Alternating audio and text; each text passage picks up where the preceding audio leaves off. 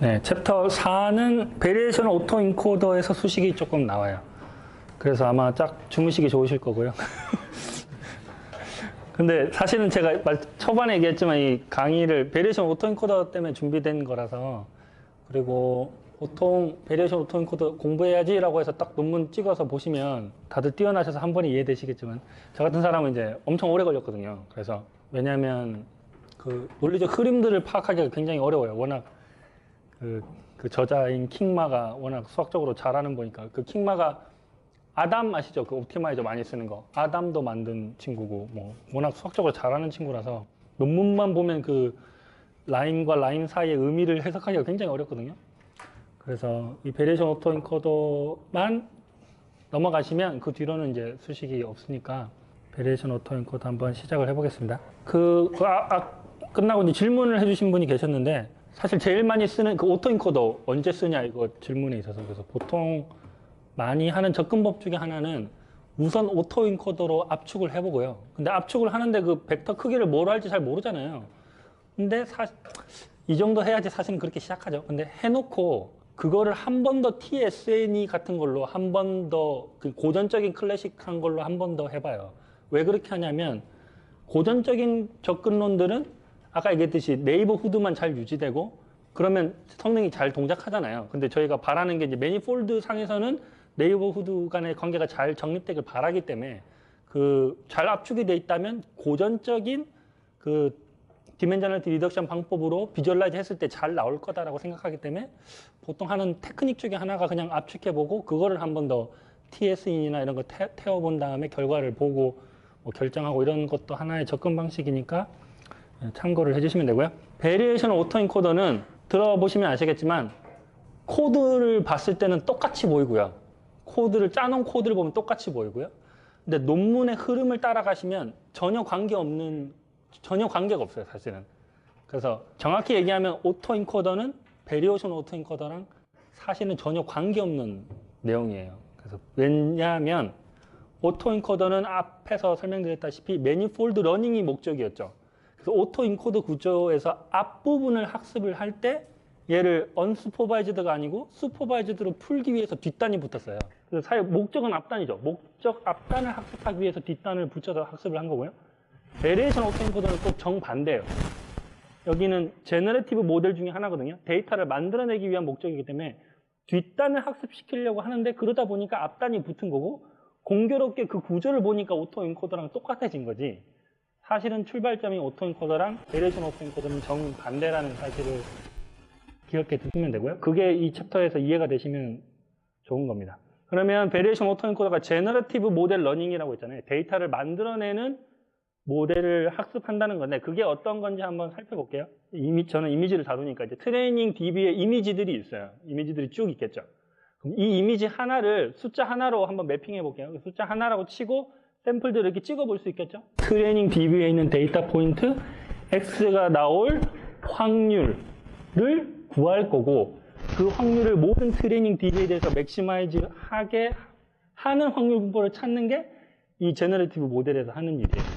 이 설명은 챕터 1에서 열심히 설명드렸죠. 네트워크 출력 시 우리가 정하는 어떤 모델에 대한 파라미터, 평균이나 표준 편차, 혹은 베르놀리면 그 사건이 일어난 확률값 그런 걸 할 거고 그거에 대한 맥시멈 라이클리 후드로 해서 얘를 찾을 겁니다. 그러면 이제 Z는 인풋값으로 들어가죠. 그럼 이걸 어떻게 또 직관적으로 이해하시면 되냐면, 자, 우리 제너레이터는 비전에 같은 경우에는 이미지를 만들어내는 애죠. 그런데 무조건 이미지를 랜덤하게 만들어내는 것도 좋긴 하지만 사실은 우리는 만들어지는 이미지를 컨트롤하고 싶어 해요. 예를 들어 사람 얼굴을 만들고 싶은데 무작정 만들어내기보다는 뭐 첫 번째 엘리먼트를 바꾸면 뭐 성별이 결정된다던가 헤어스타일을 바꿔준다던가 이렇게 컨트롤하면 좀 더 좋겠죠. 보통은 머릿속에 있는 그 그림들이 나오기를 바라기 때문에. 그래서 이 Z는 그냥 약간 그 리모트 컨트롤러라고 역할을 보시면 되고요. 그러면 그 Z가 이제 들어갔을 때 그 Z는 보통 프라이어 디스트리뷰션에서 이제 샘플링해서 얻어내고 그 Z가 들어가면 얘는 랜덤 베리어블이고 네트워크 자체는 디터미니스틱이죠. 그래서 어떤 값이 나오는데 이거를 확률 분포의 파라미터로 생각한다고 했잖아요. 그래서 이렇게 기분이 됐을 때 그 데이터 X가 나온 확률 분포, 라이클리후드를 알 수가 있고요. 그렇게 하면은 결국 우리가 알고 싶은 거는 PX였죠. 모든 트레이닝 DB에 대한 확률 분포. 그 PX는 우리가 Z가 주어질 때 컨디셔널 프로바빌리티, 우리 이제 이 네트워크를 통해서 추정을 할 거고요. 프라이어 알고 있기 때문에 이 두 개를 다 아니까 쭉쭉 마지널라이즈 적분을 하면은 우리가 알고 있는 PX가 나오게 되죠. 그렇게 이제 접근을 하려고 합니다. 그런데 여기서 얘기했듯이 그 Z는 약간 그 컨트롤 역할을 한다고 했잖아요. 그래서 Z를 우리가 다루기 쉬운 확률 분포로 써요. 프라이어 분포를. 우리가 확률적으로 다루기 쉬운 분포를 써야지 Z를 컨트롤할 수 있잖아요. Z조차도 컨트롤이 안 되면 전체가 컨트롤이 안 되겠죠. 그래서 PZ는 프라이어 디스트리뷰션은 보통 노멀 디스트리뷰션 아니면 유니폼 디스트리뷰션에서 선택해서 사용을 하는데 그렇게 되면 약간 앞에서 얘기한 거랑 안 맞지 않냐라는 질문을 할 수가 있어요. 뭐냐면 결국 여기가 앞에서 얘기한 모델에서 레이턴트 스페이스였잖아요. 매니폴드 공간에서 어떤 값들이죠. 그 매니폴드 상에서 뭔가 이 값을 취하는 건데 그 앞에서 예를 들었다시피 매니폴드가 왠지 굉장히 복잡할 것 같잖아요. 고차원 공간에서 매니폴드를 찾은 게 그게 단순해 보이진 않잖아요. 굉장히 복잡할 것 같은데 그거를 단순한 예를 들면 노멀 디스트리뷰션에서 샘플링 한다고 해서 그 공간을 잘 설명하는 게 맞냐, 뭔가 안 맞지 않냐 이런 얘기를 할 수가 있는데 무슨 답이 있냐면 여기 레퍼런스 자료 보면 이제 베네시안 오토엔코더 어렵다 보니까 이런 튜토리얼 그런 자료들도 꽤 많아요. 거기 보면 뭐라고 설명되어 있냐면 어차피 얘가 딥 뉴럴 넷이기 때문에 실제로 우리가 배워야 될 매니폴드가 복잡하다 하더라도 앞에 한두 개 레이어 정도는 그 매니폴드를 잘 찾기 위한 역할을 수행을 할 수가 있다. 예를 들어 여기가 노멀 디스트리뷰션이지만 이렇게 Z 값을 한 번만 이렇게 꼬아줘도 예를 들면 이 원에 있는 테두리, 원 둘레에 해당되는 뭐 확률 분포 이런 것도 뽑아낼 수 있잖아요. 그래서 앞 한두 개 레이어가 그런 복잡한 레이턴트 스페이스를 익히는데 쓸 수 있다. 그렇기 때문에 프라이어 디스트리뷰션은 간단한 거 해도 걱정을 하지 마라. 이런 얘기가 있고요. 그 다음에 나오는 질문이 뭐가 되냐면 오케이, 그러면 우리 프라이어 알고 우리 선택할 거니까 노멀 디스트리뷰션에서 샘플링해서 Z값 만들어내면 라이클리후드 값 알 수 있고 이 확률 분포 컨디셔널 프로바빌리티도 우리가 정하고 간다 했잖아요. 그럼 알고 있기 때문에 그냥 적분은 힘드니까 그냥 쭉 샘플 여러 개 모아가지고 몬테카를로 방식으로 서메이션 하면은 프로바빌리티 데스티 에스티메이션 할 수 있지 않니? 네? 그게 안 돼. 그래서 베리에이션 오토인코더를 해야 돼. 이게 답이거든요. 그럼 왜 안 되니?를 이제 설명을 드릴게요. 요게 이해가 되셔야 이제 베리에이션 오토인코더가 좀 더 이해가 되세요. X는 트레이닝 DB에 있는 샘플 하나죠. 트레이닝 DB에 있는 샘플이에요. 고정된 샘플. 근데 이 PX 값이 높기를 바래요. 왜냐하면 이미 리얼라이즈 된 샘플이기 때문에 이 PX 값은 높아야지 샘플링 했을 때 그런 PX가 나올 확률이 높으니까 이 PX의 라이클리후드 값이 높기를 바라죠. 근데 X를 예를 들어 M리스트에서 숫자 2 요걸로 해볼게요. X가 지금 이거예요. 그럼 B랑 C는 뭐냐면 B는 여기 앞부분을 자른 거예요. 잘랐어요. 그러면 의미적으로 봤을 때 2에서 조금 멀어졌죠. 조금 멀어졌죠. 뭐 3일 수도 있고 좀 멀어졌는데 이 숫자 2라는 이 A를 화소 하나만 옆으로 시프트 시켰어요. 그럼 이미지 C예요. 그럼 의미적으로 봤을 때 A랑 C는 똑같죠. 그냥 화소만 하나 옮긴 거니까. 그런데 B는 의미적으로 봤을 때 2에서 좀 더 멀어졌죠. 그런데 민스퀘어 에러를 구해보면 A와 B 사이의 민스퀘어 에러, A랑 C 사이의 민스퀘어 에러를 구해보면 느낌이 오시겠지만 A랑 C가 훨씬 더 민스퀘어 에러가 커요. 의미적으로는 똑같은 샘플인데 민스퀘어 에러가 커요. 다르게 얘기하면 우리가 컨디셔널 프로바빌리티를 가우시안으로 가정한다면 가우시안 가정인데 민스퀘어 에러가 그 라이클리후드 값을 정해주잖아요. 그래서 이게 같기를 바라는데 실제로는 민스퀘어 에러, 그러니까 가우시안 분포일 때 평균이 뭐일 때 A의 라이클리후드가 언제 크냐면 사실은 평균값이 이 B라고 찍힐 때 라이클리후드 값이 더 커요.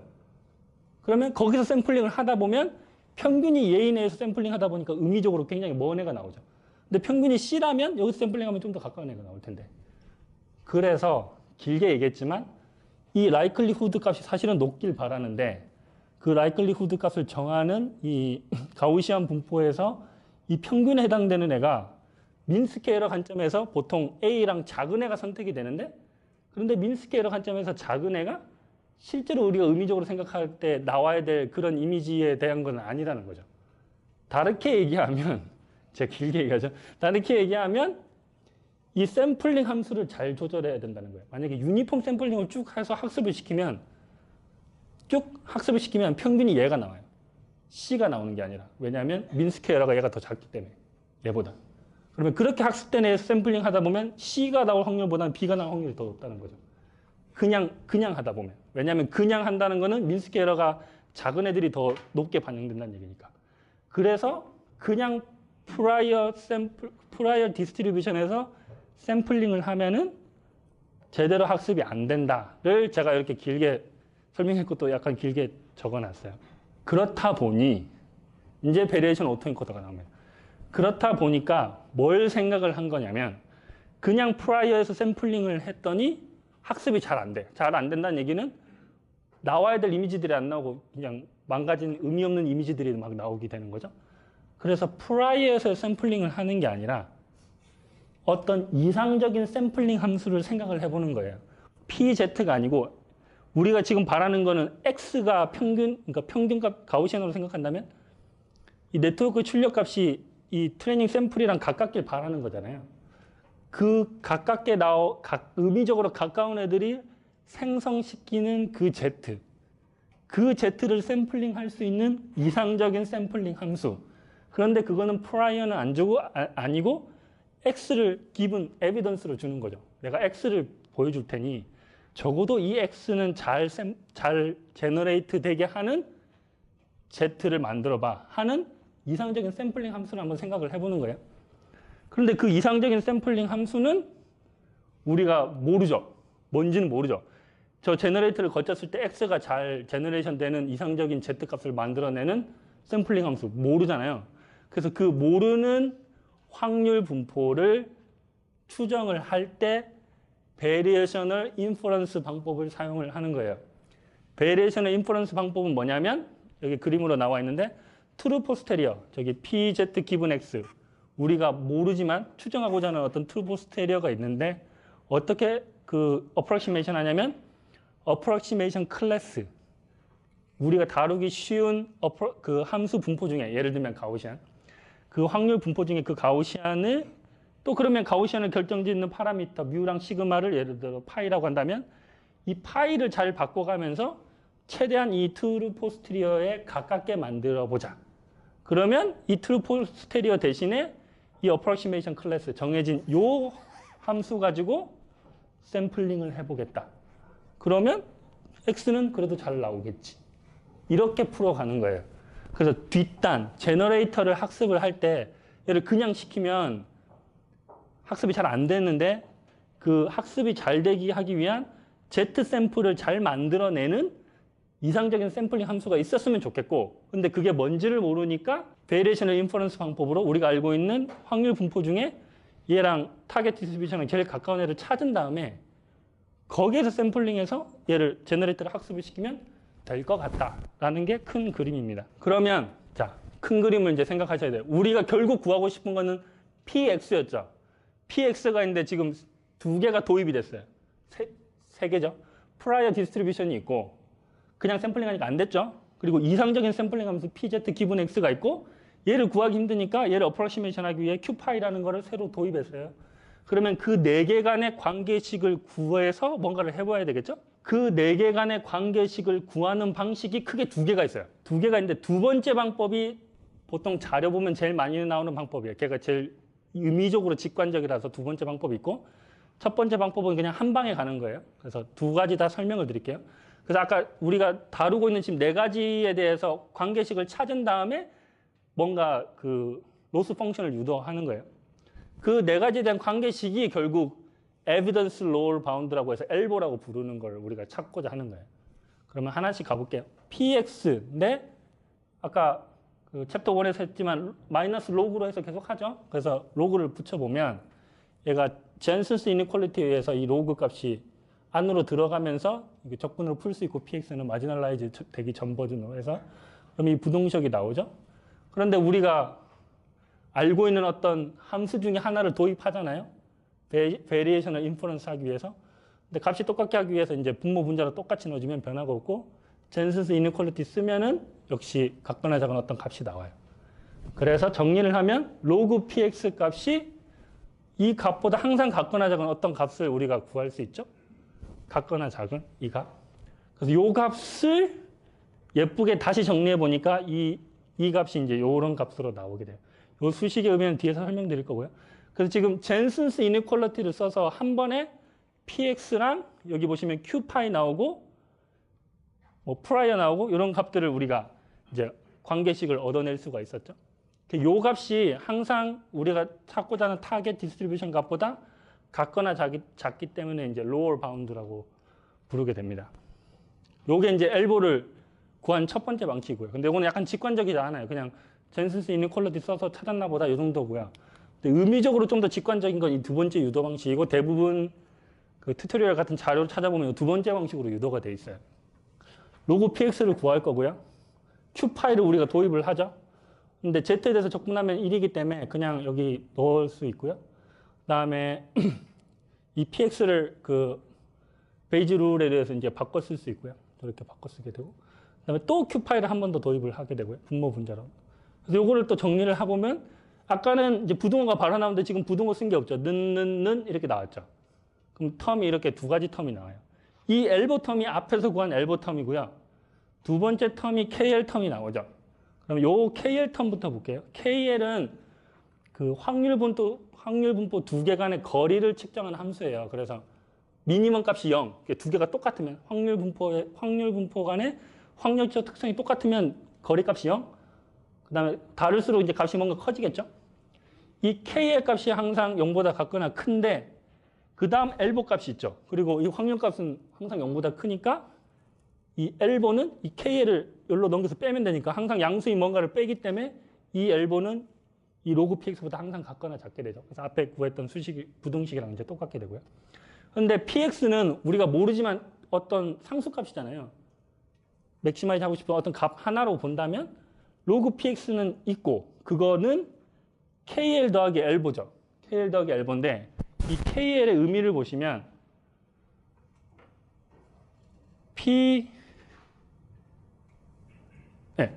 pz 기분 x 이게 뭐였어요? 아까 이상적인 샘플링 함수였죠. x를 우리가 보여줬을 때 z를 샘플링하고 그걸 제너레이터 태우면 x가 나오게 하는 어떤 이상적인 샘플링 함수. 그런데 그걸 모르니까 q파이를 도입했죠. 이 두 개 간의 거리가 나와요. 그러면 베리에이션의 인퍼런스 관점에서 최적화된 샘플링 함수를 찾는다는 거는 이 KL을 미니마이즈 하면 되죠. KL을 미니마이즈 한다는 것은 다르게 얘기하면 지금 요 구조에서 로그 px는 엘보 더하기 KL에서 KL이 줄어든다는 거는 엘보를 맥시마이즈 하는 거랑 똑같죠. 의미적으로. 그래서 엘보 맥시마이제이션으로 지금 샘플링 함수 찾는 그 베리에이션의 인퍼런스에 대한 옵티마이제이션 프로블럼이 엘보를 맥시마이즈 하는 걸로 생각을 할 수가 있어요. 그래서 로그 px는 엘보 더하기 KL인데 결국 KL을 미니마이즈 하는 q파이 여기 파이에 대한 옵티마이제이션이죠. q파이를 찾고 싶은데 어떤 파이냐 저걸 KL을 미니마이즈 하고 싶은 파이를 찾고 싶은데 똑같은 얘기가 엘보를 맥시마이즈 하는 파이를 찾겠다라고 하는 게 똑같은 얘기가 되고요. 그러면 이제 q파이 이상적인 샘플링 함수가 찾아지죠. 그런데 이 엘보 텀을 보시면 이게 쭉 전개되어 있어요. 이게 두 가지 텀이 또 나와요. 두 가지 텀이 나오는데 가장 헛갈려 하시는 게 두 가지 텀 중에 첫 번째 텀 빼기 KL이죠. 이 KL의 인자가 보시면 다르죠. 앞에서랑. 처음에는 이상적인 샘플링 함수랑 어프락시메이션 하는 거랑이었고 그 KL을 미니마이즈 하는 거 대신에 이제 엘보를 맥시마이즈 하는 걸로 지금 바꿔서 생각하는데 그 엘보 텀에도 KL이 있어요. 근데 이게 인자가 달라요. 그래서 처음 공부할 때 약간 헛갈릴 수 있는데 이제 전혀 다른 KL이라는 거죠. 앞에서 생각한 KL이랑 다른 KL이라는 거. 네. 그러면 이제 이 엘보를 이제 생각을 해볼까요? 결국 엘보를 맥시마이즈 하는 문제가 하나가 있죠. 그래서 사실은 총 옵티마이제이션 프로블럼이 두 개를 한꺼번에 푸는 거예요. 첫 번째 얘기한 엘보를 맥시마이즈 하는 파이. 엘보를 맥시마이즈 하는 파이를 찾았다는 거는 이상적인 샘플링 함수를 찾는 과정이죠. 그게 있고요.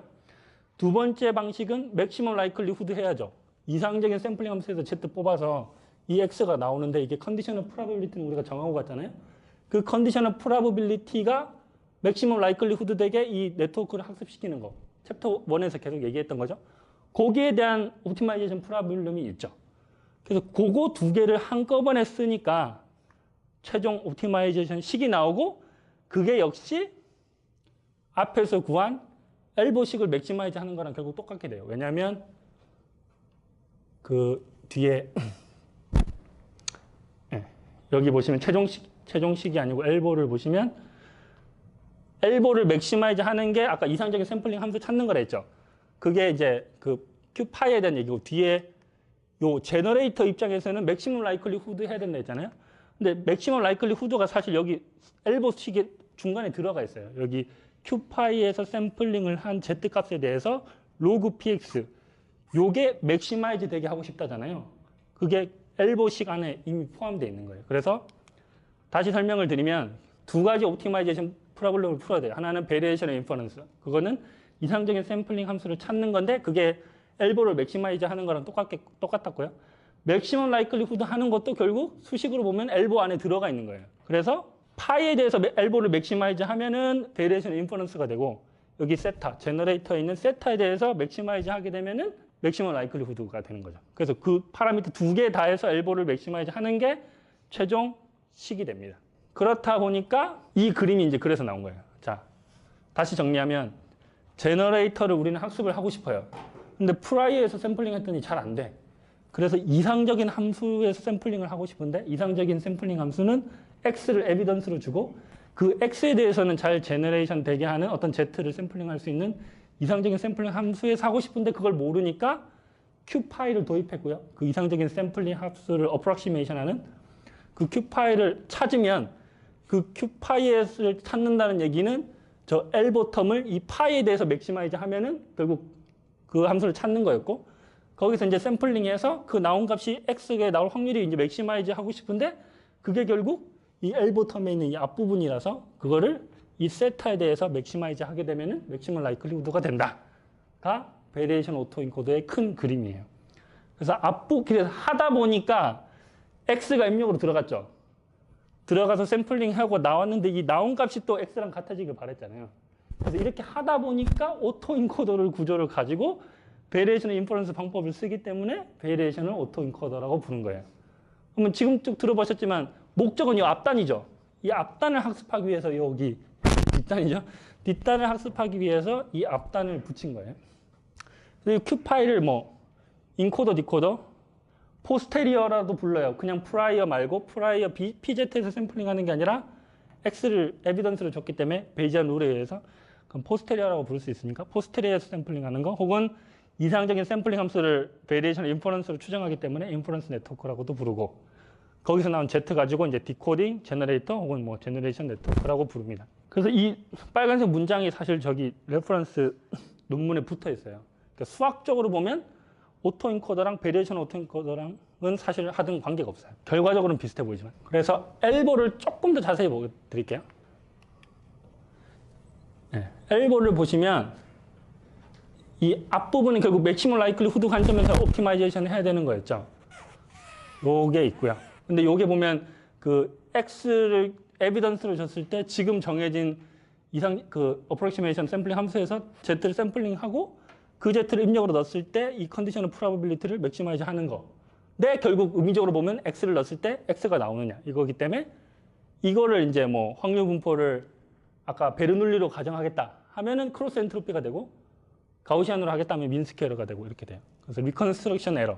이거는 오토인코더의 그 에러랑 똑같은 텀이 되죠. 샘플링 들어가 있는 것만 빼고. 그다음 뒤에 텀을 보시면 이게 KL인데 이게 로스니까 이제 미니마이즈죠. 이게 마이너스 붙었기 때문에 로그 라이클리후드는 맥시마이즈. KL은 미니마이즈 해야 되는데 큐파이랑 프라이어랑 최대한 같게 만들고 싶다. 이게 들어가 있죠. 저게 레귤러라이제이션 텀. 근데 이게 어떤 의미냐면 같은 리컨스트럭션 에러를 갖는데 그런 큐파이가 여러 개 있다면 기왕이면 프라이어랑 같은 모양이 되어라 라는 것은 우리가 프라이어를 쉬운 샘플링 모델로 만들었다 했죠. 왜냐하면 생성되는 애들을 다루기 쉽게 하기 위해서.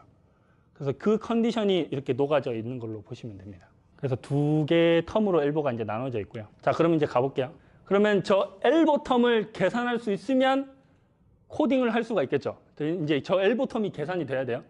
자, L보텀을 다시 한번 정리드리면 어려우니까 L보텀을 파이에 대해서 맥시마이즈 한다면 이 이상적인 샘플링 함수를 찾는 거고 L보텀을 세타에 대해서 찾는다라고 하는 거는 이 맥시멀 라이클리후드 그거를 그 관점에서 이제 네트워크 파라미터를 찾는 게 되고요. 그럼 우리는 둘 다 동시에 하는 거죠. 그러면 저 L보텀을 한번 계산을 해볼게요. 좀 KL텀부터 계산을 해볼게요. 저 KL텀인데 자 그러면 Q파이 프라이어는 우리가 쉬운 확률 분포로 간다 했잖아요. 그래서 프라이어는 노멀 디스트리뷰션으로 할게요. 가정이에요. 그냥 노멀 디스트리뷰션에서 샘플링을 하겠다. 프라이어. 그 다음에 Q파이를 가우시안 디스트리뷰션으로 하겠다라고 이제 정하고 가는 거죠.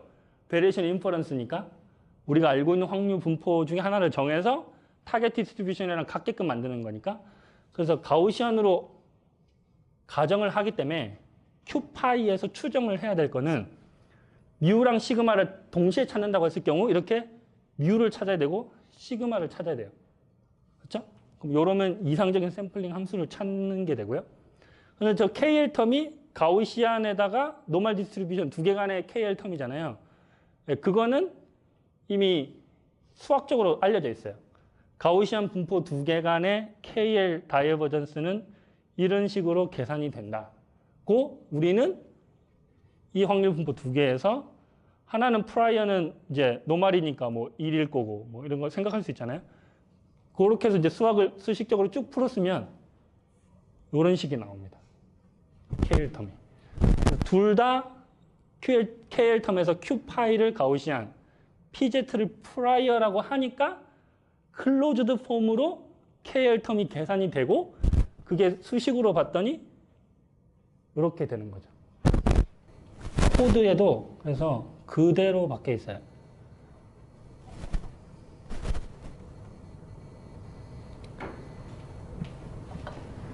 예, 제 GitHub 거기 앱리스트로 하는 베리에이션 오토엔코더로 가보시면 코드들이 쭉 있는데 코드 정말 간단해요. 그래서 베리에이션 오토엔코더 쪽 코드를 보시면 딴 거는 다 제낄게요.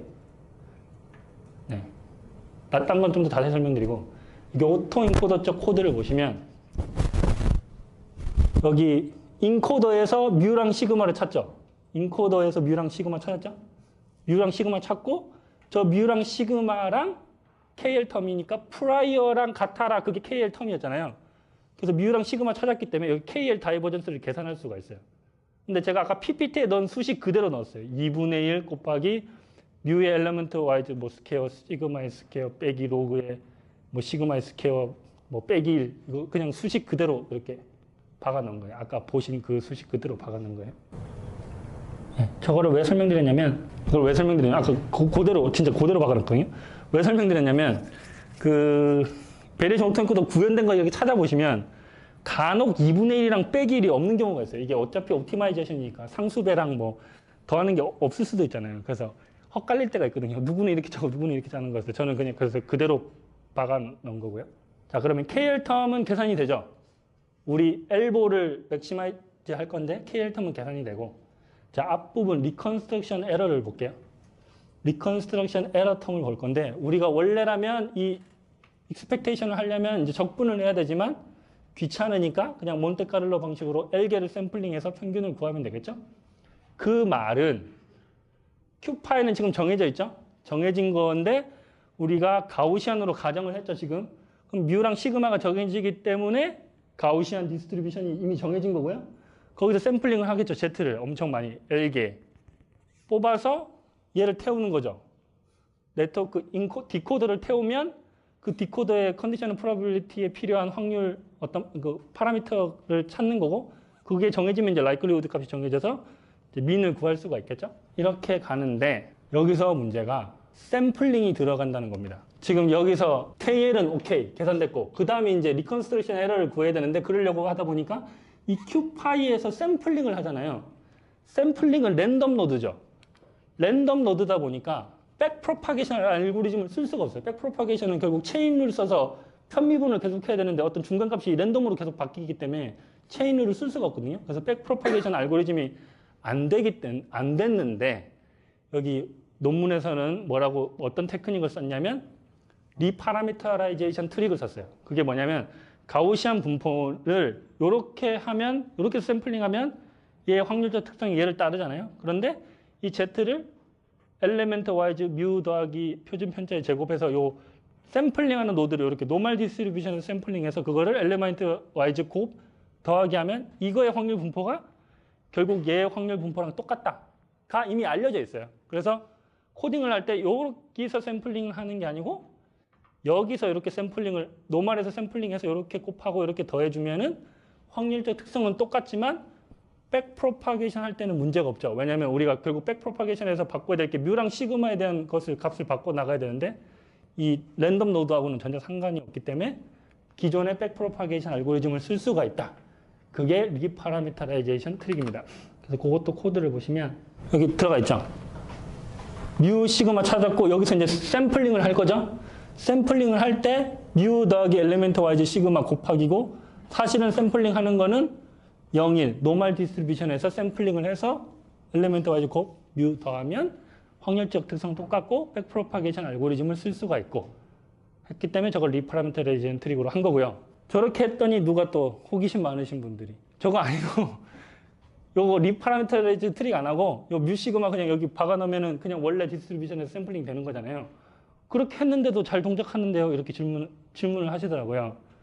왜 될까요? 그러니까 노멀 디스트리뷰션 리파라미터라이제이션 트릭 안 써도 잘 똑같이 동작해요. 왜 그럴까요? 정답은 저는 이제 텐서플로우를 주로 쓰니까 텐서플로우 저 API를 까보시면 내부적으로 리파라미터라이제이션 트릭을 써요. 그러니까 지금 요 API를 까보면 안에서 이미 요 리파라미터라이제이션 트릭을 쓰기 때문에 굳이 명시적으로 이렇게 리파라미터라이제이션 트릭 안 쓰고 뮤 시그마를 여기에다 박아놓고 샘플링을 해도 학습은 똑같이 됩니다. 그런 거는 이제 API를 까보셔야 되는 거고요. 안 되면 아마 안 되겠죠? 잘 성능이. 그런 질문이 있었고 지금 우리는 리컨스트럭션 에러 구현을 달려가고 있는 겁니다. 네. 그래서 그러면 오케이. 샘플링 문제까지 해결됐어요. 근데 L개 샘플링 해서 구현하는 코드들도 있는데 주로 샘플링도 잘 안 해요. 그냥 하나만 샘플링 하는 거죠. 하나만 샘플링 하는 거고 그러면 저 로그 라이클리후드 값만 계산이 되면 되죠. 근데 그 로그 라이클리후드 값은 저희가 챕터 1에서 계속 얘기했죠. 컨디셔널 프로바빌리티는 이제 정하고 가는 거라고. 그래서 보통 베르놀리로 할래? 가우시안으로 할란데 이미지에서는 가우시안으로도 할 수 있겠지만 보통 베르놀리로 해요. 베르놀리를 따른다고 이제 가정을 해요.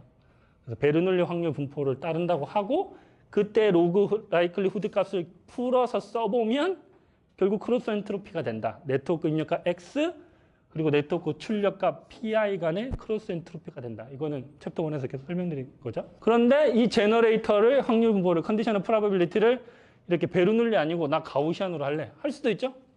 그럼 가우시안으로 할래 하면은 이 로그 라이클리후드 값이 뭐 뮤랑 시그마 다 쓰면 뭐 이런 민스케일에다가 이제 시그마를 뭐 노멀라이즈하고 상수배 더하는 이런 텀이 되고 시그마조차도 1이고 나는 뮤만 추정할래 하면은 진짜 민스케 에러 텀이 됩니다. 앞에서 설명드린 거고요. 그래서 이 베리에이션 오토인코더 구현체를 보면 엄청 헷갈려요. 처음에 그러니까 제너레이터랑 디코더를 각각 확률 분포를 정하고 가는 거죠. 근데 그걸 뭘 정해놨는지 표시를 안 해두고 이 베리에이션 오토인코더를 모르신 상태에서 코드를 보면 그 구현체마다 다 다르니까 이게 굉장히 헷갈릴 수가 있습니다. 근데 알고 보시면 사실 별거 아닌 거죠. 네, 이제 다 왔습니다. 이제 마지막 요약 정리 슬라이드를 볼게요. 계속 같은 얘기예요. X 그냥 샘플링하면 잘 안 되니까 X를 에비던스를 주고 샘플링 함수를 찾을 거고 지금 가우시안이라고 치면은 뮤랑 시그마를 찾을 건데 찾은 다음에 샘플링을 할 거죠. 근데 그냥 샘플링하면 안 되니까 리파라미터라이제이션 트릭을 쓸 거고요. 그렇다 보니 노멀 디스트리뷰션에서 샘플링하고 엘리멘트 와이즈 곱 더해서 이게 샘플링 된 걸로 넣어주는 거죠. 그거를 해석해서 출력값을 만들어내는데 요 컨디셔널 프로바빌리티를 베르놀리로 해석을 하면은 이 네트워크의 출력값과 요 네트워크 입력값에 대한 리컨스트럭션 에러가 크로스 엔트로피 식으로 나오고요.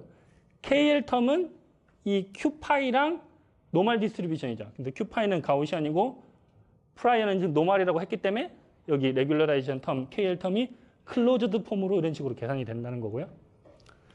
그 다음 구조로 저 디코더 부분을 나는 컨디셔널 프로바빌리티를 가우시안으로 할래. 그러면 레귤러라이제이션 텀은 안 바뀌죠. KL 텀은 어차피 큐파이랑 프라이어 간의 관계니까 안 바뀌고 리컨스트럭션 에러만 뭐 저런 식의 텀으로 바뀌죠. 진짜 평균만 추정할래 라고 하면은 민스키 에러 텀으로 진짜 되고요. 네. 이렇게 해서 크게 논문에 보면 이 세 가지 구조. 얘는 안 바뀌었죠. 왜 안 바뀌었냐면 다른 확률 분포에 대해서 KL을 구하기가 굉장히 어려워요. 그 한계를 극복하는 게 애드버서리얼 오토인코더인데 뒤에 설명드릴 거고요. 그래서 이 부분은 잘 안 바뀌고 이 뒷단만 뭐 베르놀리로 할래, 가우시안인데 뮤랑 시그마 할래, 뭐 뮤만 추정할래, 뭐 이렇게 해서 사실 원래 논문 보시면 어펜딕스에 아마 쭉 수식 가정별로 수식 유도가 다 되어 있습니다. 그러면 이제 시뮬레이션 리절트를 보시죠. 멀리 달려왔고 이제 수식은 거의 끝났다고 보시면 돼요. 멀리 달려왔고요. 자, 엠리스트면 28 x 28이니까 784 디멘전 입력이고요. 인코더랑 디코더 모두 풀리 커넥티드 MLP로 2 히든 레이어 500 뉴런을 가지는 풀리 커넥티드로 붙였어요. 그리고 여기서 추정을 하죠. 뮤랑 시그마, 리파라메터레이션 트릭, 샘플링 넣어주고. 자, 요렇게 학습을 했습니다. 요렇게 학습을 했을 때 얘 코드를 볼까요? 네. 보시면 간단해요. 진짜 간단해요. ML 가우시안 인코더 이상적인 샘플링 함수를 찾는 그거를 우리는 가우시안으로 해보겠다죠. 그래서 가우시안이고 MLP는 풀리 커넥티드로 해보겠다고 MLP고 2 히든 레이어죠. 그래서 첫 번째 히든 레이어, 두 번째 히든 레이어인데 뭐 풀리 커넥티드니까 이제 매트릭스 멀티플리케이션 더하기 바이어스 이런 식이고 난리니어 액티베이션 펑션은 뭐 일로랑 드랍아웃 이런 거 조금 썼고요. 두 개 히든 레이어 거쳐서 아웃풋 여기가 핵심이죠. 왜냐하면 아까 네트워크 출력값 보시면 뮤랑 시그마를 추정해야 되죠. 그리고 Z 디멘전을 저희가 아웃풋 디멘전이 N 아웃풋이라고 했어요. 예를 들면 압축을 벡터 디멘전 2짜리 하겠다 그러면 이 N 아웃풋 값이 2죠. 그런데 그 N 아웃풋 값 2, 디멘저널리티 2인 Z 벡터를 샘플링하는 가우시안 확률 분포를 추정할 건데 뮤랑 시그마를 둘 다 찾아야 되죠. 그리고 이 시그마는 이제 엘리멘트 와이즈로 하기 때문에 이 둘 다 N 아웃풋 디멘전이에요. 그래서 네트워크 이 코딩 테크닉을 어떻게 했냐면 풀리 커넥티드인데 이제 맨 마지막 출력 값은 그 Z 디멘전의 2배. 하나는 뮤용, 하나는 시그마용 이렇게 곱하기 2로 해서 했고 앞부분만 떼서 민, 뒷부분만 떼서 스탠다드 디비에이션 이렇게 테크닉을 써서 이제 구현을 한 겁니다. 그다음에 디코더는 뭐 똑같은 구조고 제일 마지막에 이제 이미지다 보니까 주로 네트워크 출력값은 그 난리니어 액티베이션 펑션은 시그모이드를 써서 0에서 1의 값으로 만들어 주게 되고요. 그러면 오토인코더는 뭐 간단하죠. 뮤 시그마 찾는 거 설명드렸고 리파라메터레이션 트릭 설명드렸고 베르놀리 디코더 거쳤죠. Y값 나오고 0에서 1값 확실하기 위해서 뭐 클리핑 한번 해주고 리컨스트럭션 에러는 크로스 엔트로피 X랑 Y가는 크로스 엔트로피 KL 텀은 아까 적혀 있는 대로 뭐 이렇게 해서 엘보를 찾고 그거를 마이너스 붙인 게 로스라고 이제 해서 학습을 시킨 거죠. 코드는 간단하고요. 그래서 봤더니 첫 번째 성능은 리프로듀스, 리컨스트럭션 에러 관점에서 성능이에요. 학습이 잘 됐으면 리컨스트럭션 로스가 작겠죠. 그래서 X를 넣었으면 출력값이 X가 나와야 돼요. 그럼 이 그림은 뭐냐면 학습을 다 하고 테스트 DB에 있는 7을 넣어준 거예요. 넣어줬을 때 네트워크 다 태워서 제일 끝에 디코더 부분에서 7이 나와야 되죠. 똑같은 이미지가 나와야 되잖아. 리컨을 잘했다면.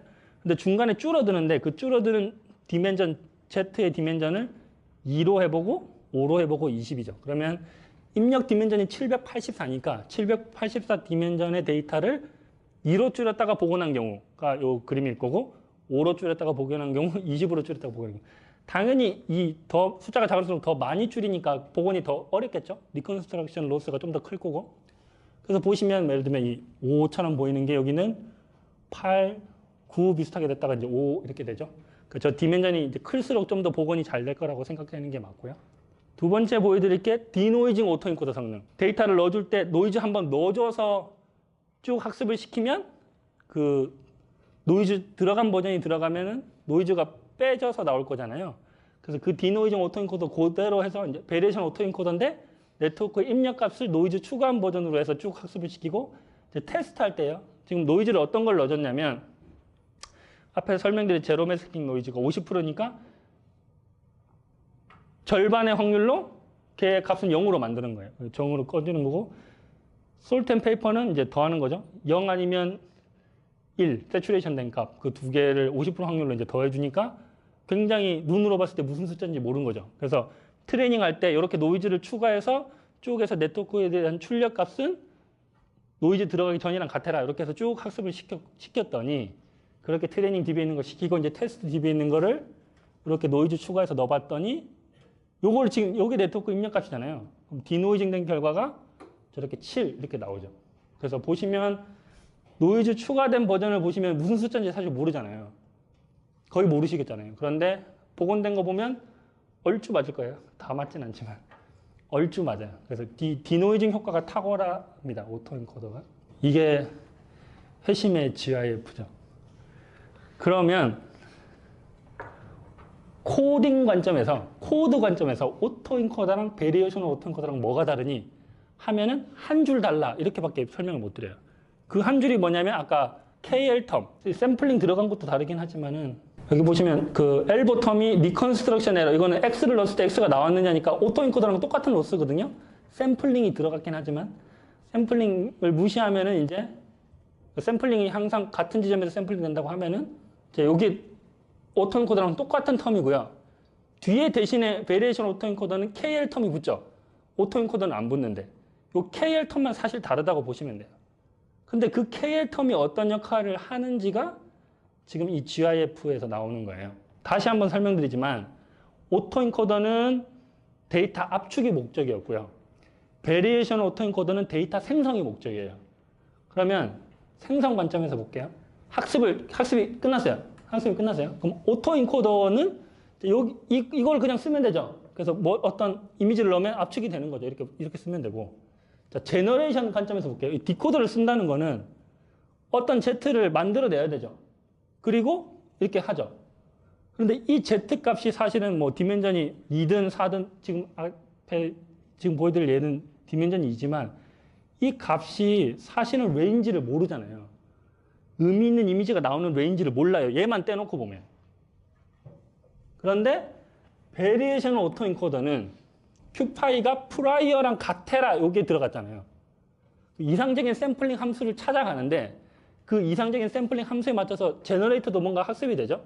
근데 결국 학습이 다 끝나고 보면은 이상적인 샘플링 함수 이게 완벽하게 학습이 됐으면 이상적인 샘플링 함수는 프라이어랑 똑같아요. 그 프라이어를 잘 해석하는 제너레이터가 같이 학습이 된 거죠. 그렇기 때문에 학습이 끝났을 때 저 KL 텀이 있으면 이거는 뭐냐면 학습이 다 끝났어요. 그리고 테스트 샘플을 지금 Z 디멘전 2니까 이미지 하나를 2D 공간에 샘플 포인트 하나로 찍을 수 있잖아요. 그 다음에 저희가 레이블 정보 아니까 뭐 색깔도 바꿀 수 있긴 하죠. 그래서 이게 계속 바뀌는 거는 30에폭마다 이 매니폴드 러닝된 걸 계속 비주얼라이즈 한 거예요. 그러니까 학습을 여러 번 한 거죠. 30에폭 한번 해보고 또 해보고 또 해보고 또 해보고 하면은 오토 인코더는 그 의미 있는 이미지들이 나오는 그 스페이스의 위치가 계속 바뀌어요. 그러니까 리컨스트럭션은 둘 다 비슷하게 하는데 그 Z 공간을 보면은 오토엔코더는 아무런 그 컨디션이 없기 때문에 제너레이터 관점에서 어떤 Z 값을 넣어야 이미지가 나오니 하면은 오토엔코더는 계속 바뀌어요. 근데 같은 리컨스트럭션 에러 플러스 KL 텀을 한 베리에이션 오토엔코더는 결국 이상적인 샘플링 함수가 프라이어 함수랑 똑같게 만들어졌죠. 그리고 그 프라이어 함수를 잘 해석하는 제너레이터가 같이 학습이 됐기 때문에 얘는 그냥 노멀 디스트리뷰션이 나와요. 그러면 나 이미지 만들어 볼래 했을 때 오토엔코더는 그럼 Z 값을 어떻게 샘플링해? 하면은 모르는 거고 베리에이션 오토엔코더는 그냥 프라이어에서 샘플링해서 하면 돼요. 그게 큰 차이가 되고요. 그러니까 제너레이션 관점에서는 완전 차이가 있죠. 그래서 베리에이션 오토엔코더는 그냥 열심히 학습한 다음에 Q 파일을 쓰는 게 아니라 어차피 프라이랑 똑같이 됐기 때문에 그냥 프라이에서 샘플링 하는 거예요. 그러면 노멀 디스트리뷰션에서 그냥 샘플링해서 쓰면 되는 거죠. 자, 이게 매니폴드 결과인데요. 아까 테스트 DB에 있는 거를 지금 Z가 디멘전이 2인 공간에 지금 이렇게 뿌려봤을 때 테스트 DB에 있는 거를 인코딩 했을 때 이렇게 점들을 쭉 찍어봤어요. 그래서 설명드렸다시피 이게 사람이 봤을 때 가장 도미넌트한 피처는 엠리스트에서 숫자가 다른 거죠. 그래서 숫자가 다른 것끼리 좀 떨어져 있고 같은 것끼리는 좀 뭉쳐 있고 뭐 이런 결과들이 나오면 피처가 잘 학습돼 있다. 이게 저절로 학습이 된 거죠. 지금 이 축이 뭐여야 돼, 이 축이 뭐 쳐야 돼. 지금 아무것도 안 넣어준 건데 저절로 이렇게 학습이 된 거죠. 그리고 예쁘게 노멀 디스트리뷰션을 따르게 전체 분포를 보면 노멀 디스트리뷰션을 따르게 이렇게 됐고요. 그리고 여기 공간 여기 마이너스 2.5에서 이제 샘플링 해볼 거예요. 제너레이션 해보는 거예요. 제너레이션은 그냥 프라이어에서 샘플링을 하면 돼요. 프라이어인데 그냥 유니폼리 해볼게요. 그래서 마이너스 2.5에서 2.5까지 요 네모 공간에서 Z값을 샘플링하면 이미지 하나를 뿌려낼 수가 있죠. 이렇게 쭉 뿌려낼 수 있어요. 그럼 보시면은 저 공간, 이 공간에서 의미 있는 이미지들이 나올 거다라는 건 저희가 알고 있죠. 왜냐하면 프라이어를 노멀 디스트리뷰션을 줬기 때문에 저희는 알고 있는 거예요. 그래서 이 노멀 디스트리뷰션에서 샘플링하면 이런 엠리스트와 같은 이미지들이 쭉 만들어내지죠.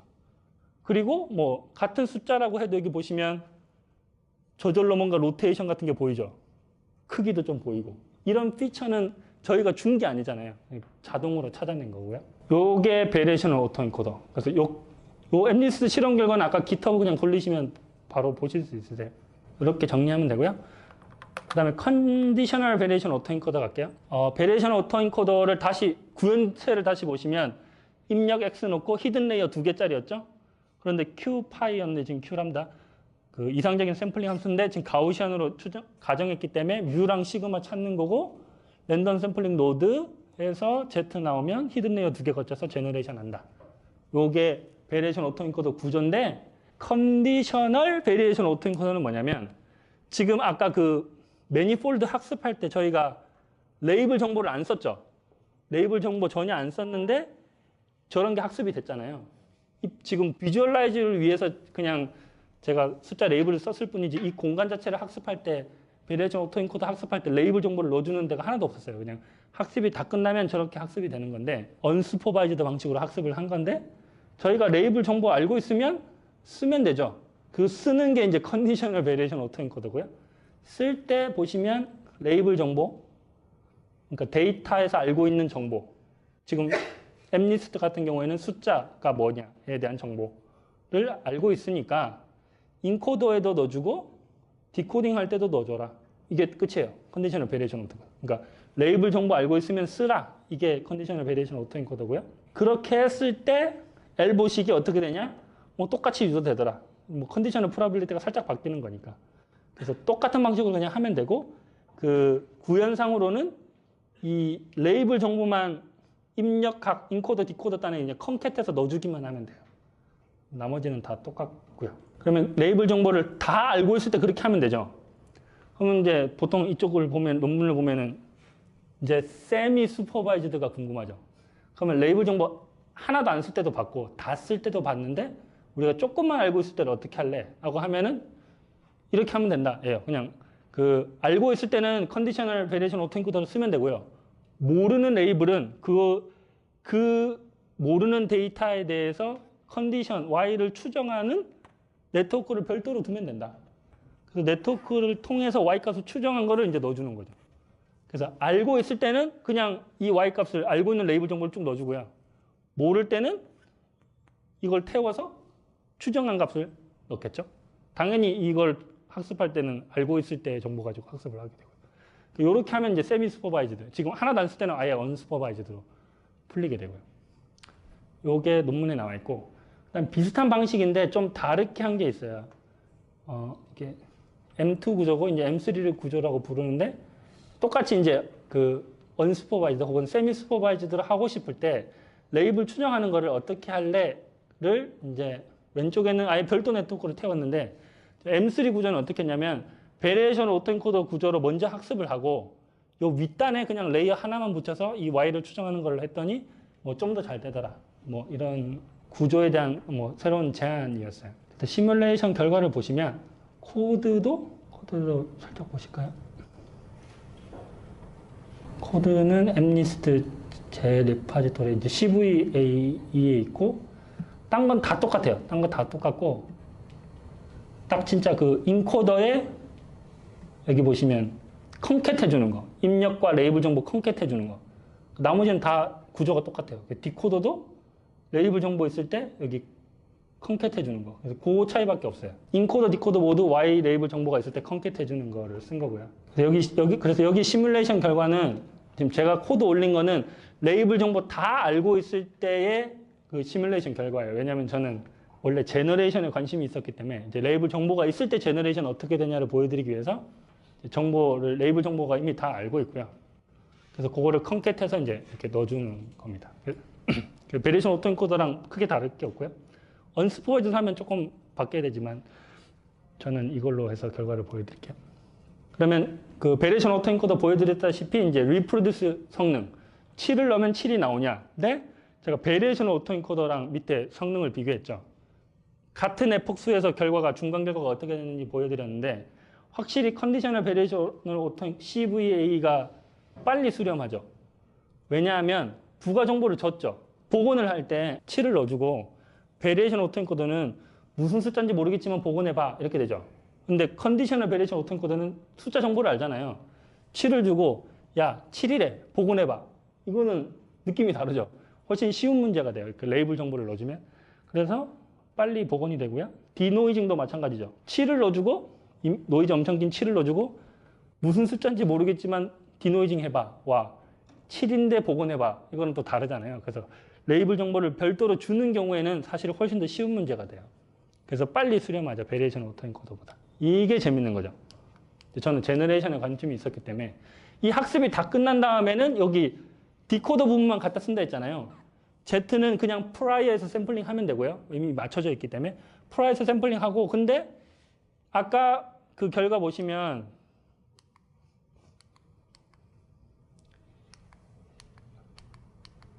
네.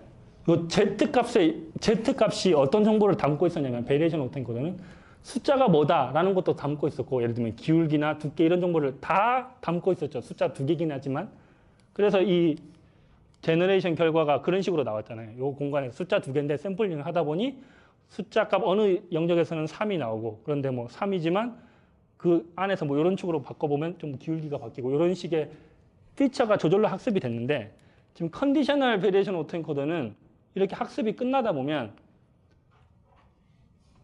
아까는 Z에서 그 역할을 다 했는데 지금 레이블 정보를 이미 주고 있죠. 그러면 이미 알고 있는 거 빼고 그 정보 빼고 그러니까 레이블 정보 빼고 나머지 주된 피처를 이 Z가 배우는 거예요. 이렇게 학습이 끝나면. 그래서 제너레이션 할 때 Y값은 우리가 컨디셔널 그러니까 여기는 저희가 주는 거죠. 레이블 정보 1 만들어봐. 2 만들어봐 주는 거고 이 Z값이 디멘전이 있는데 이 값을 바꿈에 따라서 이 메인 피처는 유지하고 그 나머지의 독특한 피처 2개를 익히면서 뭔가 바뀌어가는 거겠죠? 그래서 그 결과가 나오는지를 보는 거예요. 여기 보시면 컨디션을 0 만들어봐 준 거죠. 그럼 Z값을 뭘 주냐에 따라서 0이 나올 거예요. 학습이 잘 됐으면 제너레이션 할 때. 대신에 아까 Z값 지금 디멘전 2로 축소했으니까 Z값이 바뀜에 따라서 이 숫자 정보, 숫자가 뭐에 대한 정보 빼고 나머지 피처 중에서 도미넌트한 2개를 배우겠죠. 저절로 2개를 배워서 이 축으로 바꿨더니 지금은 여기 1을 보시면 제일 명확하죠. 로테이션 변화가 일어나고 저희가 로테이션이라고 명시를 안 해줬잖아요. 저절로 로테이션 익히고 5촉으로 바꿨더니 두께가 바뀌죠. 이게 숫자 2를 봤을 때, 숫자 2를 봤을 때 제일 도미넌트한 피처 2개가 뭐니 하면은 로테이션 두께. 보통 이렇게 생각하는데 그게 저절로 학습이 됐죠. 저절로. 아까는 이 그냥 숫자를 주고 이게 도미넌트한 피처가 뭐니 하면 1순위가 숫자가 다른 거 이렇게 됐잖아요. 근데 그거는 이미 컨디션으로 줬기 때문에 그거 빼고 나머지를 익힌 거예요. 그 피처들을 익히게 되는 거죠. 똑같이 되죠? 이쪽으로 바뀌면 여기도 로테이션, 저기도 로테이션, 6도 로테이션. 2는 좀 아닌 것처럼 보이기도 하고. 이거를 이제 자동으로 익히게 되는 겁니다. 그래서 논문에 보면 뭐 엠리스트 말고 얼굴 DB를 했더니 뭐 이 축은 뭐 얼굴이 이렇게 돌아가는 거, 뭐 이런 게 자동으로 익혀지는 거예요. 그러면 이것도 해볼 수 있겠죠. 숫자가 뭐가 나와라. 이거는 컨디션으로 주는 거고 Z값이 바뀜에 따라서 그 숫자에 대한 스타일이 바뀌는 거였잖아요. 그러면 스타일을 고정하고 이 행별로 Z값은 똑같아요. 스타일을 고정하고 컨디션만 바꾸면 같은 스타일인데 숫자가 다른 거겠죠. 그게 이제 요 4를 만들어낸 Z값을 고정하고 컨디션을 0, 1, 2, 3, 4 줬더니 이런 숫자들이 쭈루루 나오는 거죠. 그렇게 보면 이제 스타일을 보여주는 거죠.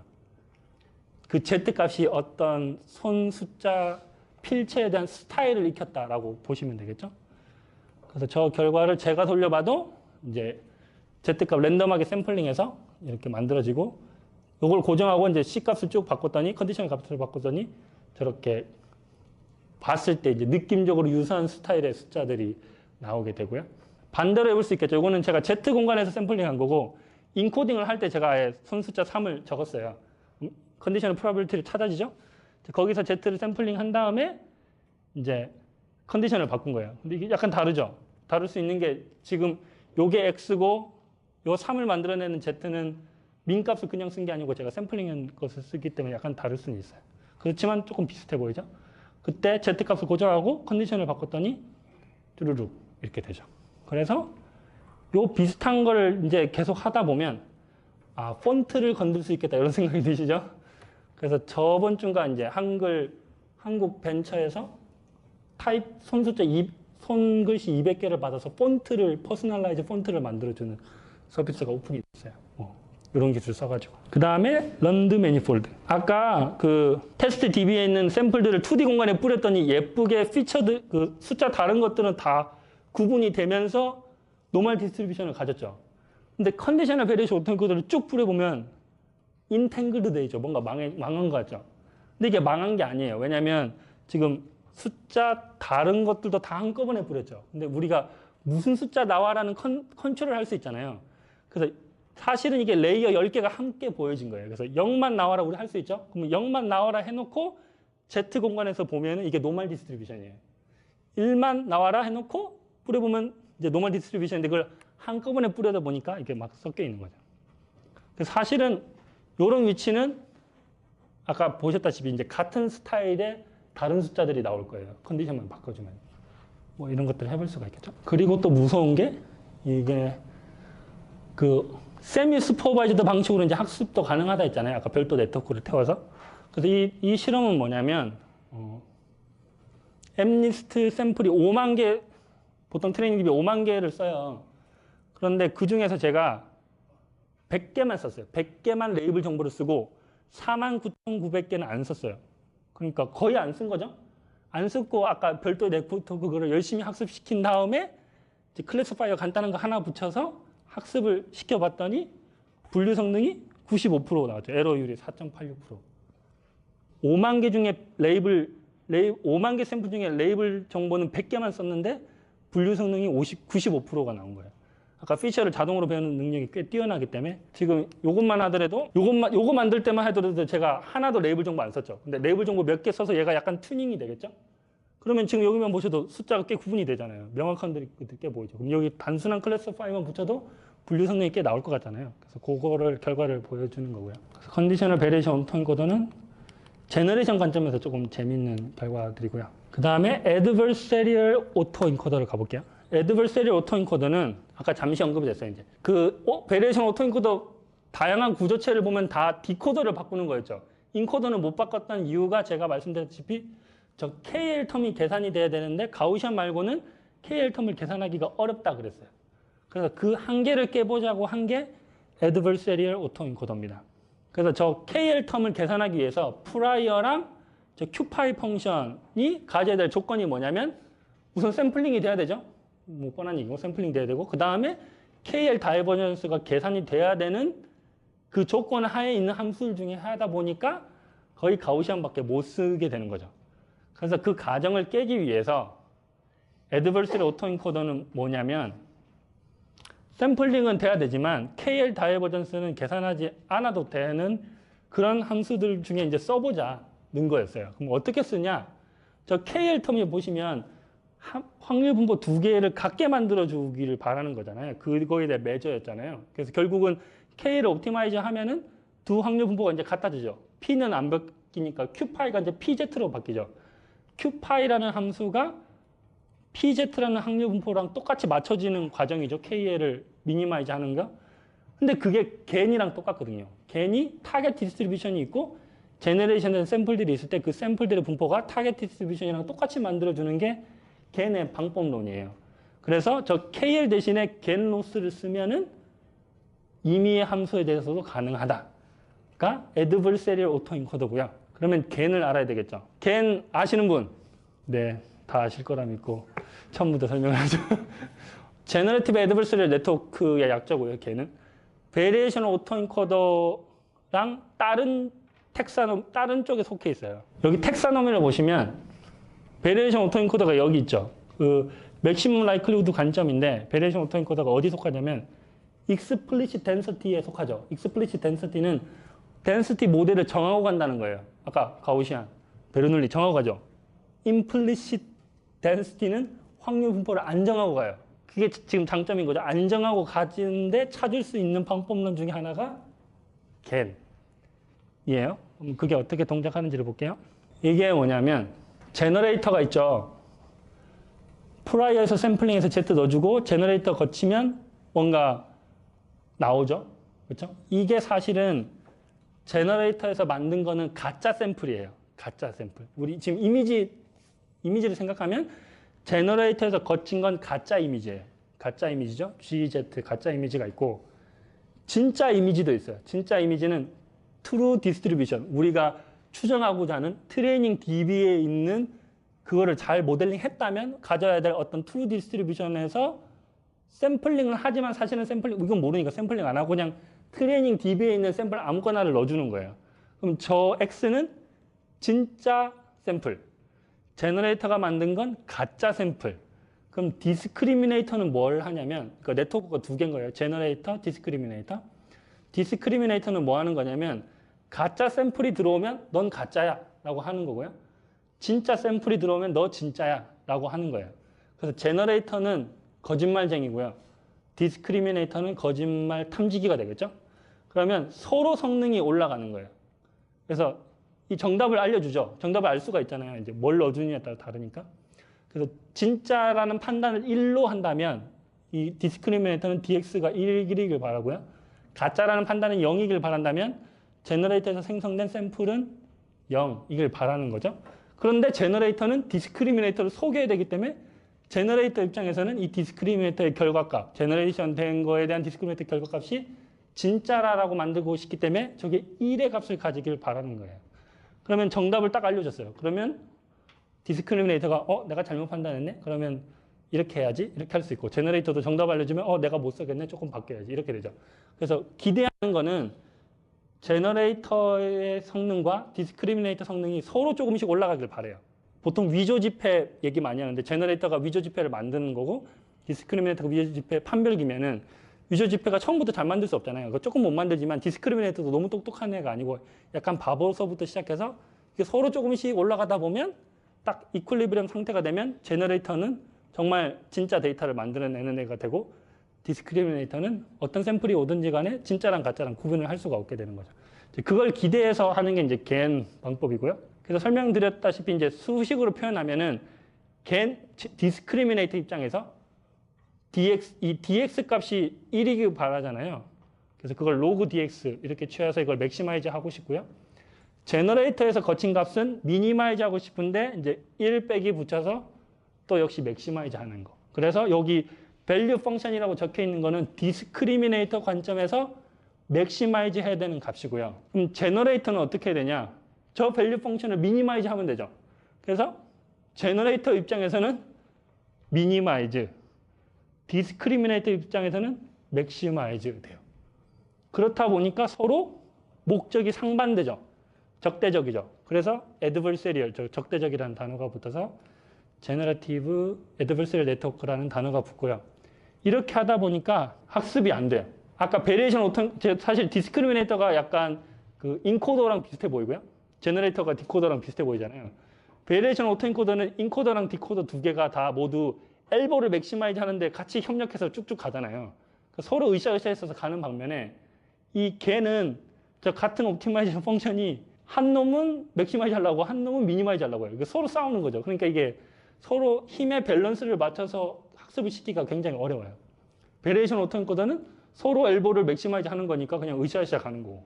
그래서 베리에이션 오토인코더가 걔네 비해서 학습이 훨씬 편하다라는 장점이 있습니다. 자, 이렇게 쭉 학습을 시키면, 이렇게 쭉 학습을 하면은 학습 방법은 지금 뭐 겐 시간이 아니니까 학습을 하면은 제너레이터가 요 제너레이터에서 만드는 애가 진짜랑 진짜 이미지랑 비슷해지기 때문에 디스크리미네이터는 구분을 못해요.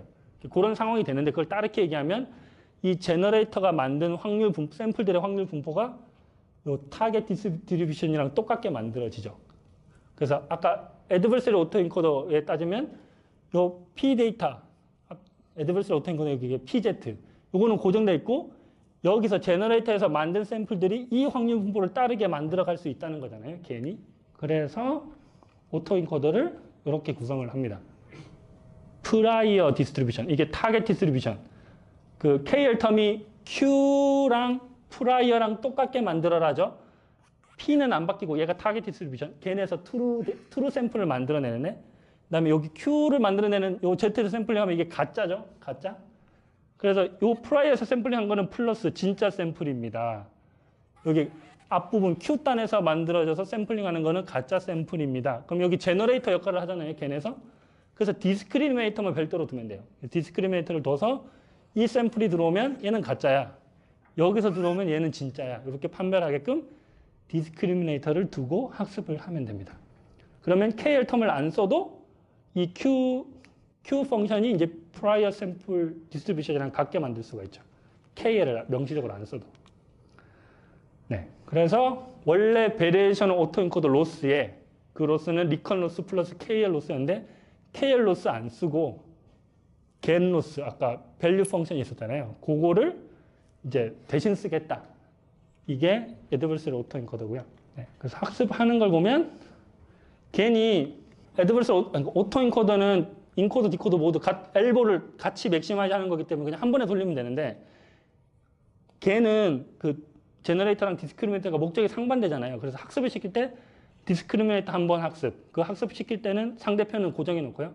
그래서 번갈아 가면서 학습을 해야 돼요. 그래서 여기 이제 오토엔코더랑 물리다 보니까 자, 애드버서리 오토엔코더의 리컨 로스 한번 옵티마이즈 하고요.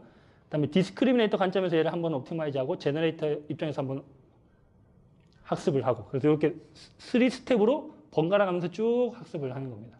그렇게 해서 결과를 보시면 베리에이션 오토엔코더는 KL 텀 계산 때문에 Q 파일을 그 가우시안 분포밖에 쓸 수가 없었잖아요. 그리고 프라이어도 노멀 디스트리뷰션을 쓸 수밖에 없기 때문에 그 똑같은 조건 하에서 애드버서리 오토엔코더랑 베리에이션 오토엔코더가 어떤 모양이 나오니가 이렇게 나와 있고요. 그래서 결과를 보시면 그냥 둘 다 노멀 디스트리뷰션처럼 보이죠? 둘 다 학습이 잘 됐다면 프라이어 디스트리뷰션, 노멀 디스트리뷰션에 가까운 모양이 나와야 되니까 단지 애드버서리 오토엔코더는 좀 더 모양이 좀 더 예쁘죠. 좀 더 그 겐로스 영향 때문에 좀 더 프라이어의 모양이 가깝게 만들어지고 베리에이션 오토엔코더는 그 맥시멈 라이클리후드 관점에서 하다 보니까 샘플의 분포를 좀 더 중시하면서 이렇게 모양이 나오게 됩니다. 그래서 애드버서리 오토엔코더가 좀 더 모양을 좀 더 인공틱하게 좀 더 프라이어 모양이 가깝게 만들어주고요. 그래서 요거는 직접적으로 구분이 되는데 이제 뭐 예를 들면 프라이어를 10개의 가우시안 믹스처 2D 가우시안 분포 10개를 이렇게 만든 다음에 샘플링을 어디서 할지 저희가 정할 수 있겠죠. 이렇게 샘플링을 할 수 있죠. 그렇지만 이 KL 텀이 계산이 안 돼요. 그래서 이렇게 해서 이제 학습을 했더니 애드버서리 오토엔코더는 이 별 모양이 예쁘게 잘 학습이 됐죠.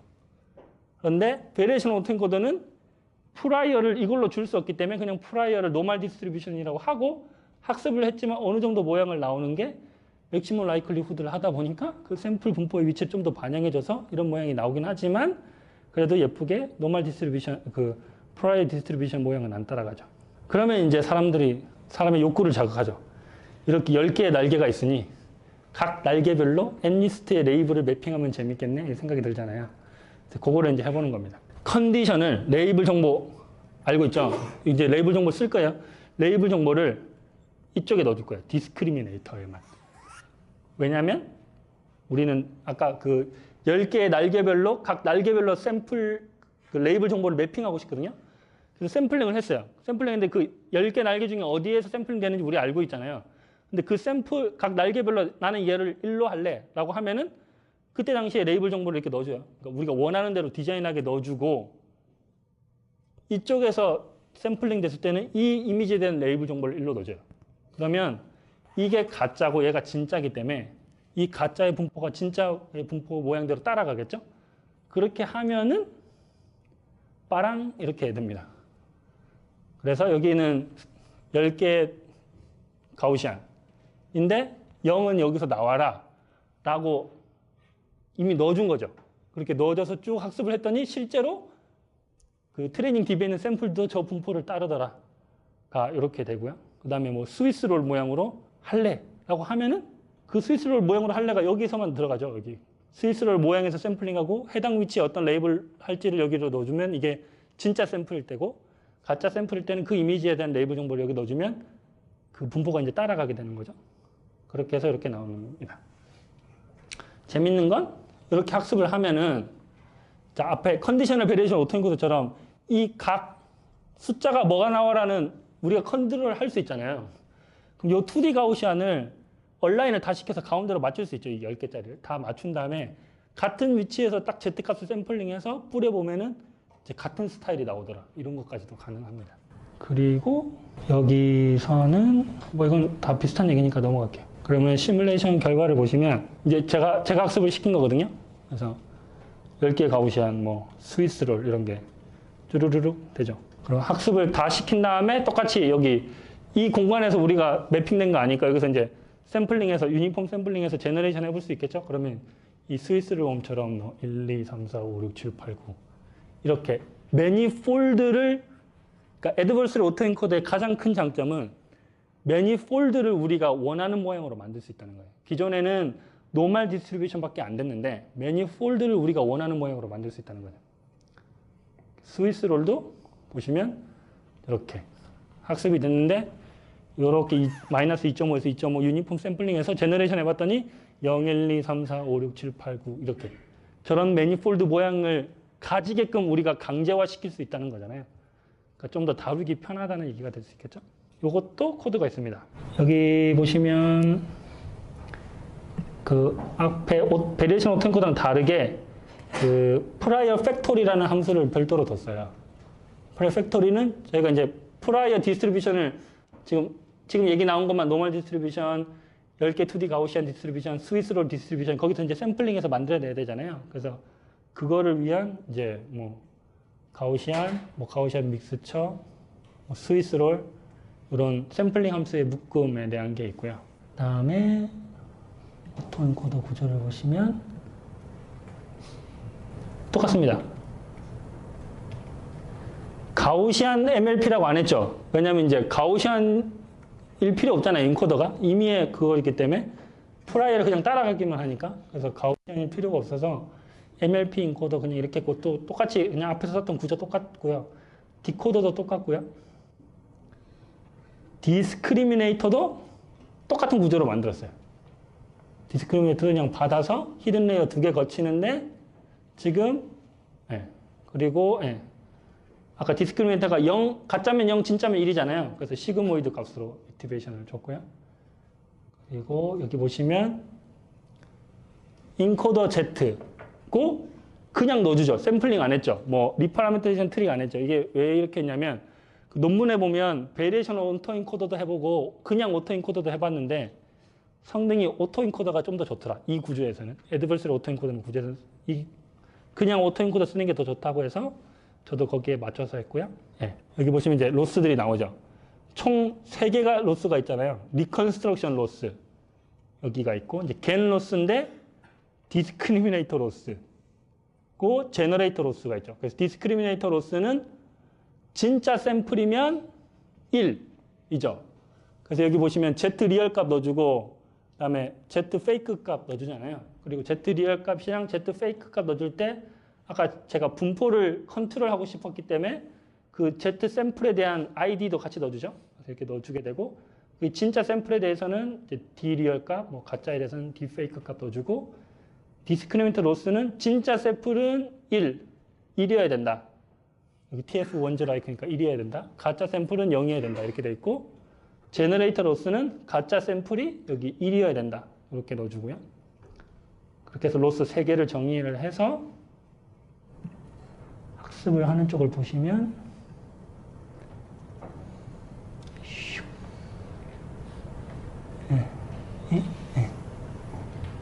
학습을 하는 쪽을 보시면 여기 학습이 3개잖아요. 리컨스트럭션 로스 그 다음에 디스크리미네이터 로스, 제너레이터 로스. 그래서 각 로스에 해당되는 이제 변수들 받아오고요. 그러면 디스크리미네이터는 당연히 디스크리미네이터에 해당되는 변수만 받아오고, 제너레이터는 인코드 받아오고, 그 다음에 각 로스별로 이제 러닝 레이트를 줘서 학습을 해야 되는데, 여기 보시면 5분의 1 해놨잖아요. 이게 왜냐면 그 겐 학습이 그 여러 노하우들이 필요한데, 겐 학습이 그냥 하면 잘 안 돼요. 그래서 왜 안 되느냐라고 했을 때 첫 번째 이유가 뭐냐면, 아까 디스크리미네이터랑 제너레이터랑 같이 성능이 올라가는 게 제일 바람직하다 했잖아요. 근데 요이 땅 하면은 제너레이터의 성능이 좋을까요? 디스크리미네이터의 성능이 좋을까요? 디스크리미네이터죠. 랜덤하게 찍어도 50% 맞잖아요. 근데 제너레이터는 이미지를 만들어내야 되잖아요. 그러니까 굉장히 어려워요. 그래서 보통은 디스크리미네이터는 천천히 학습시키고, 제너레이터는 빨리 학습을 하게 하는 게 테크닉 중에 하나예요. 그래서 여기 이렇게 넣어서 학습을 한 거고요. 그래서 여기 학습을 실제로 할 때도 리컨 로스 한 번, 디스크리미네이터 로스 한 번, 제너레이터 로스 한 번인데, 여기 또 보시면 제가 2번을 돌렸죠. 아까 그 제너레이터가 좀 더 빨리 올라가야 된다는 이제 테크닉 중에 이런, 그냥 뭐 2번 더 빨리 또 수렴하기 위해서 러닝 레이트를 올리기도 하지만, 같은 샘플에 대해서 좀 더 수렴시키기 위해서 2번 돌리기도 하고 이런 테크닉들을 씁니다. 그렇게 해서 이제 학습을 시킨 거예요. 네, 그래서 그렇게 학습을 시켜서 아까 보여드린 결과물과 하나가 더 있는데, 예, 아까 그 가우시안 믹스처랑 스위스 롤 했는데, 그냥 노멀 디스트리뷰션도 제가 해봤거든요. 이렇게 10개짜리인데 0은 가운데, 그 다음 주위에 날개 잡아서 숫자 하나씩 이제 매핑을 하라고 이제 학습을 시켰더니, 예, 얘도 그렇게 되죠. 그래서 여기 분포 보시면 가운데는 0, 날개부터 1, 2, 3, 4, 5, 6, 7, 8, 9 이렇게 매핑이 되게끔 학습을 시킬 수 있잖아요. 그래서 애드버서리 오토인코더는 이제 그 매니폴드를 우리가 조정을 할 수 있기 때문에 좀 더 편하죠. 그래서 예를 들어 더 제가 실험을 해보지는 않았지만, 예를 들면 이 10개 날개를 좀 더 띄울 수 있겠죠? 띄우면 좀 더 클래시피케이션 하기가 쉽겠잖아요. 그러니까 이런 용도로 내가 매니폴드를 조금 조정하고 싶으면 그 레이블 정보를 쓸 수 있을 때는 쓰고, 없을 때는 세미 슈퍼바이저드로 형식으로 해서 이 매니폴드 공간을 조금 더 다루기 쉽게 하는 게 애드버서리 오토인코더입니다. 그리고 뒤에 논문이 사실 하나 더 있어요. 여기서 지금 가정 중에 이 KL 텀 때문에 KL 텀이 계산 안 돼도 된다고 하나 이게 했잖아요. 근데 이게 샘플링이 돼야지 했었는데, 이 샘플링도 안 돼도 된다. 이 논문도 뒤에 나왔어요. Adversarial Variational Bayes, AVB라는 논문이 또 나오긴 했는데, 그거는 요새 많이 인용되는 걸 잘 못 봐서, 애드버서리 오토인코더까지는 최근에 논문이 인용이 돼서 여기까지 포함시켰고, 저 가정을 또 깬 논문도 있다고 알아두시면 좋을 것 같습니다. 베리에이션 오토인코더, 컨디셔널 베리에이션 오토인코더, 애드버서리얼 오토인코더까지 했고요.